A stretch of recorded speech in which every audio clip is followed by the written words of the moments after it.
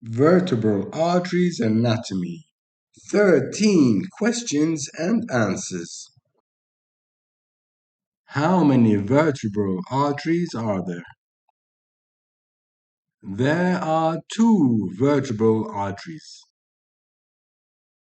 Do the vertebral arteries originate in the thorax and travel into the neck? Yes, the vertebral arteries originate in the thorax and travel into the neck. Do the 2 vertebral arteries ascend in the neck? Yes, the 2 vertebral arteries ascend in the neck. Are vertebral arteries paired arteries? Yes, the vertebral arteries are paired arteries. What are the names of the 2 vertebral arteries? The 2 vertebral arteries are called the left and right vertebral arteries. Which artery gives rise to the 2 vertebral arteries? The 2 vertebral arteries arise from the left and right subclavian arteries. Do the 2 vertebral arteries give off any branches in the neck?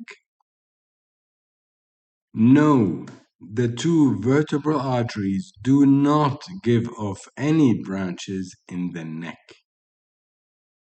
Which side of the neck do the 2 vertebral arteries ascend? The 2 vertebral arteries ascend along the posterior side of the neck. Do the vertebral arteries ascend through holes within the cervical vertebrae in the neck? Yes, the vertebral arteries ascend in the neck through holes within the cervical vertebrae. What are the names of the openings through which the vertebral arteries pass? The foramen transversarium are the holes in the cervical vertebrae through which the vertebral arteries ascend. Do vertebral arteries enter the cranial cavity? Yes, the vertebral arteries enter the cranial cavity. What is the name of the opening the vertebral arteries use to enter the cranial cavity?